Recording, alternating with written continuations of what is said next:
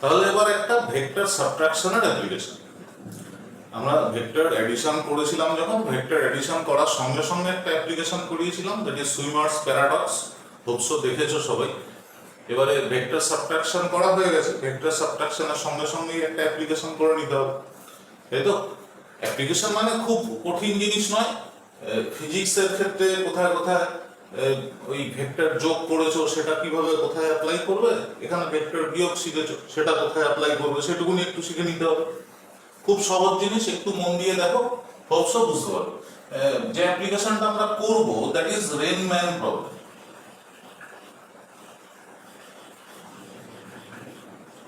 রেনম্যান problem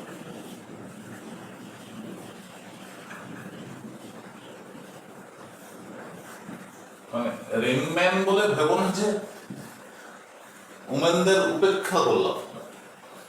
সবাই ভিজতে ভালোবাসো, সবাই ভেজো, অসুবিধা নেই, শরীরটাকে বাঁচি। আমরা একটু বুঝি যে এই প্রবলেমটা তৈরি হয় কিসের জন্য, তার জন্য একটা ছোট্ট ছবি এঁকে নিই। ইজি ছবিটা ধরো এরকম কোন একটা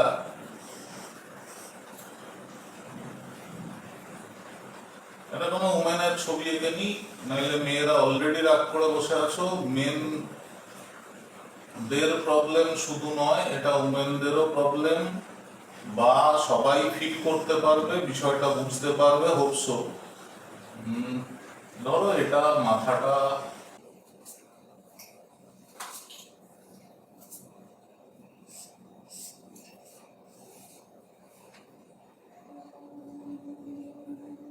ওই যা হলো আর কি, একটা বোঝা গেলেই হলো এটা কোনো একজন টুয়ার্ডস দিস এদিকে মুভ করছে, ঠিক আছে? এখন ফিজিক্সের ক্ষেত্রে শুধু একটা স্ট্রেট লাইন এঁকে দিলেই হয়, ঠিক আছে? এনিওয়ে ধরো একটা বৃষ্টির ফোঁটা ঠিক এই পয়েন্টটা ক্রস করে মাটিতে পড়ছে, তাহলে মাটিতে পড়তে এই বৃষ্টির ফোঁটাটার কিছুক্ষণ টাইম লাগবে। ইফ দিস ওয়ান ইজ 8,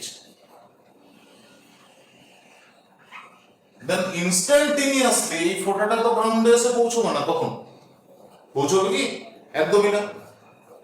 তাহলে এই ফোঁটাটা এখানে আসতে যতক্ষণ টাইম লাগবে, ততক্ষণে যদি এই মেয়েটি ততটা এগিয়ে যায়, অর্থাৎ এইরকম পজিশনে এসে পৌঁছয়, তাহলে কি হবে? তাহলে এই বৃষ্টির ফোঁটাটা তার পায়ে এসে পড়বে। আচ্ছা, এই পজিশনে কি বৃষ্টির ফোঁটাটা কোনোভাবে পায়ে এসে পৌঁছানোর কথা? একদমই না। কিন্তু এই বৃষ্টির ফোঁটাটা যদি তার পায়ে এসে স্ট্রাইক করে, তাহলে এর কি মনে হয়? কি মনে হয়? যে এই যে বৃষ্টির ফোঁটাটা, এই বৃষ্টির ফোঁটাটা স্ট্রেট তার পায়ে এসে স্ট্রাইক করেছে, অর্থাৎ তার মনে হবে বৃষ্টির ফোঁটাটা পারপেন্ডিকুলার ভাবে এসে পড়ে। সবাই তো নিজেকে স্থির বা নিজেকে নির্দেশ তন্ত্র হিসেবে ভাবে, রেফারেন্স ফ্রেম হিসেবে, তাই না?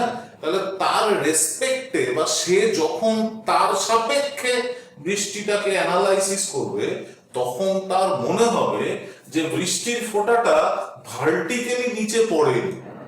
তার মনে হবে যে বৃষ্টির ফোঁটাটা একটা ইনক্লাইন্ড পাথ ধরে তার পায়ে এসে স্ট্রাইক করেছে, অর্থাৎ বৃষ্টির ফোঁটাটা কিছুটা বেঁকে গেছে। বুঝতে পেরেছো? তখন যদি তার ভেলোসিটি আরো বেশি হয়, যদি আমরা ধরে নিই যে এই ততক্ষণে বৃষ্টির ফোঁটাটা এই পজিশনে নেমে এসেছে, আর সেই সময় এই মেয়েটি অত দূর এগিয়ে গেছে, তাহলে বৃষ্টির ফোঁটাটা কোথায় স্ট্রাইক করবে? এরকম কোনো জায়গাতে, তাই না? তাহলে তখন এই মেয়েটির মনে হবে যে বৃষ্টির ফোঁটাটা এভাবে এসে তার পায়ে স্ট্রাইক করেছে।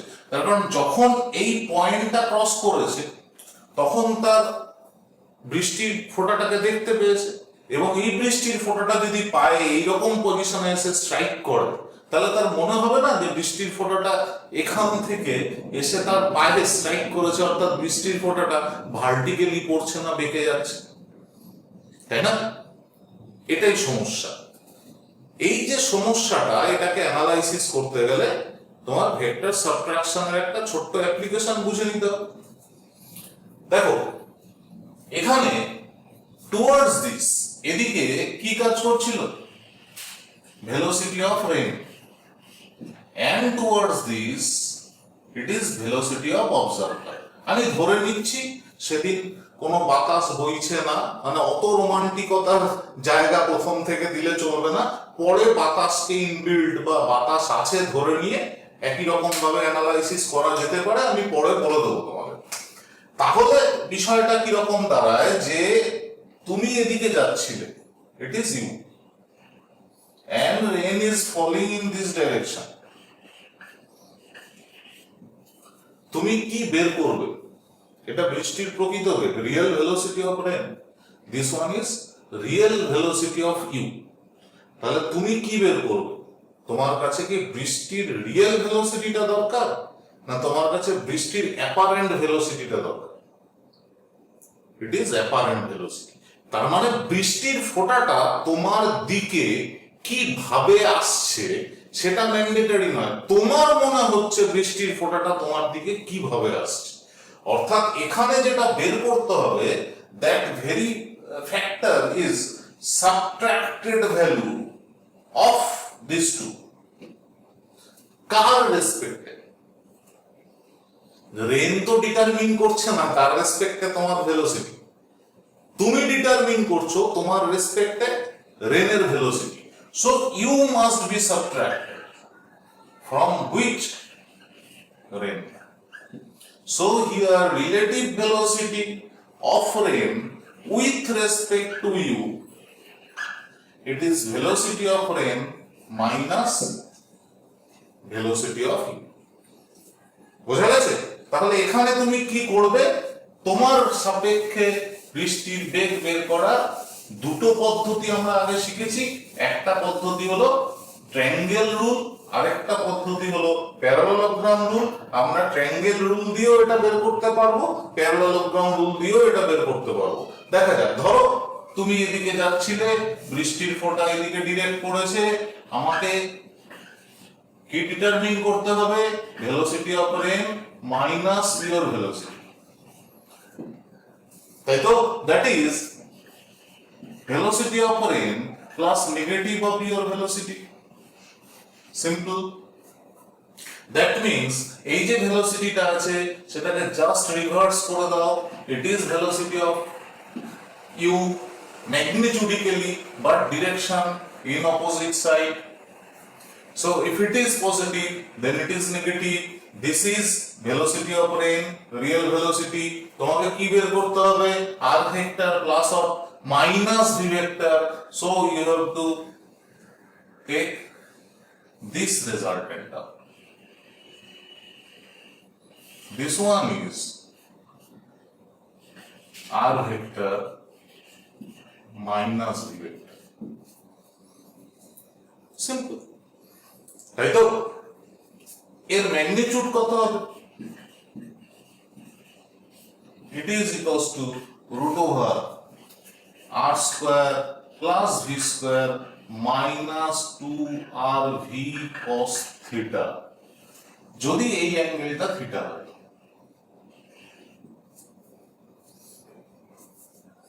Simple. In this case it is 90 degree, so এই পার্টটা থাকবে না, it will be root over r square plus v square. Usually বৃষ্টি কিভাবে পড়ে? Perpendicular or vertically downward, তাই না? আর যদি না থাকে, আমি যদি ট্রায়াঙ্গেল রুল দিয়ে এটাকে করতে চাই, then it will be like this. If this one be added and this one is taken as x vector, then this vector and this vector are in same order, this one is reverse order. So you can write down x vector plus v vector. Put this vector sign here. It is equals to r vector, that means x vector equals to r vector minus v vector. Simple. বুঝতে পারছো তো? এর magnitude কত হবে? Same, root over r square plus v square minus 2rv cos theta. If theta be 90 degree, then in this case root over r square plus v square. Very simple. বোঝা গেছে? এবারে তুমি ভালো করে খেয়াল করে দেখো, তুমি যত তোমার ভেলোসিটিটা বাড়াবে, if your velocity be high, that means তোমার ভেলোসিটি যদি অনেকটা বেশি হয়, অনেকটা ভেলোসিটি যদি বেশি হয়, if this one be your velocity, this one is your velocity and this one is velocity of rain, then দেখো বৃষ্টিটা আরো ইনক্লাইন্ড হয়ে গেছে।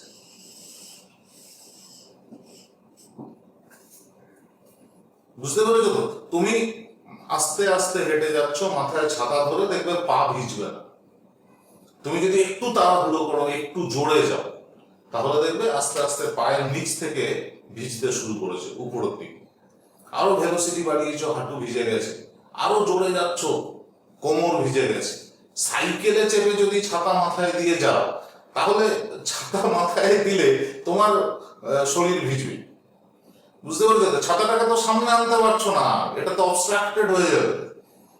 তাহলে তোমার ওই ভিশনের যে জোনটা, ওটাকে ফাঁকা রেখে ছাতাটাকে এমন ভাবে ধরতে হবে যাতে তুমি ম্যাক্সিমাম বাঁচো। একটা বাস হাই ভেলোসিটিতে যাচ্ছে, হাই ভেলোসিটি, হাই স্পিডে যাচ্ছে, আর মডারেট ভেলোসিটিতে যাচ্ছে, তাহলে সামনের যে কাঁচ আছে, সামনের দিকটা সম্পূর্ণ ভিজে যাবে, কিন্তু পেছনের দিকে দেখবে শুকনো, কোনো জল লাগে। প্র্যাকটিক্যালি দেখবে, ধরো স্টেশনে কোনো ট্রেন এসে দাঁড়িয়েছে, দুটো কম্পার্টমেন্টের মধ্যের যে গ্যাপটা আছে, ওই গ্যাপে দেখবে পেছনের কম্পার্টমেন্টের সামনের দিকটা ভিজে গেছে, কিন্তু তার সামনের কম্পার্টমেন্টের পেছনের দিকটা শুকনো আছে। It is due to relative velocity. বোঝা গেছে? রিলেটিভ ভেলোসিটি শুধু এই রেন ম্যান এই সমস্ত প্রবলেমই লাগে না, আরো অনেক ক্ষেত্র আছে, সেই সমস্ত ক্ষেত্রে এগুলো কাজে লাগে। এখন তোমাকে এটা মাথায় রাখতে হবে যে তুমি যা করতে চাইছো, that means your entire syllabus must be within your hand না। তোমার মাথায় টোটাল সিলেবাসের বোঝা নিয়ে তারপরে আরো অনেক কিছু শিখতে চাও, অবশ্যই সময় আছে, চেষ্টা করবে। আমি আরেকটু এগিয়ে রাখি, মানে ধরো এখানে যদি উইন্ডের ভেলোসিটি থাকতো, তাহলে কি করতাম? ভেলোসিটি অফ উইন্ড যদি থাকতো, তাহলে বৃষ্টি সঙ্গে উইন্ডের ভেলোসিটি প্রথমে অ্যাড হয়ে যেত। এন্ড তুমি যদি দাঁড়িয়ে থাকো, তোমার যদি কোন রকম মোশন না থাকে, একদম স্ট্যান্ড স্টিল দাঁড়িয়ে আসো, কোনো হাওয়া নেই, বৃষ্টির ফোঁটা পারপেন্ডিকুলার ভাবে পড়ছে, যদি সামনের দিক থেকে হাওয়া দেয়, বাতাস দিচ্ছে খুব জোরে, ঝোড়ো হাওয়া বইছে বা কাল বৈশাখী, তখন কি হবে? সামনের দিক থেকে বৃষ্টিটা এসে তোমাকে ভিজিয়ে দেবে। অ্যাকচুয়ালি সামনের দিক থেকে বৃষ্টিটা আসে, কি হয়েছে? বৃষ্টির ভেলোসিটি এবং উইন্ডের ভেলোসিটি, ওই দুটো ভেলোসিটি একসঙ্গে মিশে গিয়ে রেজাল্টেন্ট একটা ভেলোসিটি তৈরি করেছে। যদিও এটা 3D ফর্ম, আমি তোমাদের বোঝানোর চেষ্টা করছি। ধরো বৃষ্টি টুয়ার্ডস দিস ভার্টিক্যালি ডাউনওয়ার্ড পড়ছে, রেন, এন্ড উইন্ড, বাতাস ধরো পেছনের দিক থেকে আসছে, মানে আমি এদিকে দেখালাম বাতাস বইছে towards this, actually towards this না, এটা ভার্টিক্যালি টুয়ার্ডস দিস, বাইরের দিক। ঠিক আছে? It is velocity of wind. তাহলে এই দুটোকে তুমি যদি ভেক্টরিক্যালি অ্যাড করো, কি পাবে? This one. এটা কি? It is nothing but velocity of rain plus velocity of wind. মানে তুমি দাঁড়িয়ে থাকলে এই উইন্ড আর রেনের যে রেজাল্টেন্ট ভেলোসিটি, বৃষ্টিটা সেদিক দিয়েই আসবে। ঠিক আছে? এবারে তুমি যদি চলতে শুরু করো টুয়ার্ডস দিস, এদিকে চলতে শুরু করছো, ঠিক আছে? এটা হলো তোমার ভেলোসিটি ভি। দেন কি করতে হবে না, এই ভেলোসিটিটা সাবট্রাক্ট করতে হবে। এবার আমি যদি প্যারালেলোগ্রাম ল ইউজ না করে ট্রায়াঙ্গেল ল ইউজ করি, ডিরেক্ট এটা অ্যাড করে দেবো, দিস ওয়ান। এটা কি? আর প্লাস ডব্লিউ, এই যে রেজাল্টেন্ট, সেই রেজাল্টেন্টটাকে কার রেসপেক্টে দেখছো? With respect to you. It is applicable when rain, wind and your velocity comes to effect simultaneously, একই সঙ্গে যদি সবকটা থেকে যায়। বুঝতে পেরেছো? এবারে যদি ধরো এরকম হয় কোনো ক্ষেত্রে যে তুমি এদিকে যাচ্ছ, it is your velocity, it is velocity of rain, and wind is also flowing in this direction. বাতাসও এদিকে বইছে, তুমি যেদিকে যাচ্ছ বাতাসও সেই দিকেই তোমাকে ঠেলে নিয়ে যাচ্ছে। তাহলে কি হবে? তখন একই রকম ভাবে উইন্ড আর রেনের রেজাল্টেন্ট ভেলোসিটি বের করো না। দেখো উইন্ড আর রেনের রেজাল্টেন্ট ভেলোসিটি কোন দিকে কাজ করবে? Towards this. এটা কি পেয়েছো? This one is R plus W, তাই না? এবারে তোমার রেসপেক্টে এই ভেলোসিটিটা কি রকম দাঁড়াবে না, তোমার রেসপেক্টে এই ভেলোসিটিটা হবে this one, it is R plus W minus V. ছবি থেকে দেখো না, এটা আর এটা সেম না? সেম তো। তাহলে কি দাঁড়ালো দেখো তো, তুমি যদি যেদিকে বাতাস বইছে তুমি যদি সেই দিকে বাতাসের সেম ভেলোসিটি নিয়ে, উইন্ডের সেম ভেলোসিটি নিয়ে সেদিকে যদি মুভ করো, তাহলে বৃষ্টিটা পারপেন্ডিকুলার ভাবে পড়ছে বলে মনে হয়। তুমি দেখবে খেয়াল করে, পেছনের দিক থেকে বাতাস আসছে, তুমি সামনের দিকে যাচ্ছ, ঠিক আছে? একটা নির্দিষ্ট ভেলোসিটিতে যদি চলতে পারো, তাহলে মাথায় ছাতা ধরলে তোমার শরীরের একটা অংশ ভিজবে না। বুঝতে পেরেছো তো? তুমি যেদিকে যাচ্ছ তার উল্টো দিক থেকে যদি কখনো বাতাস দেয়, তাহলে সেক্ষেত্রে কি হবে? তুমি এদিকে যাচ্ছ, it is your velocity, towards it is উইন্ডের velocity, and this one is red. তখন কি হবে না, এই দুটোকে অ্যাড করে দাও। প্রথমে সিম্পল ব্যাপার, যোগ করে দিয়েছি, এখানে আর প্লাস ডাব্লিউ পেয়েছি।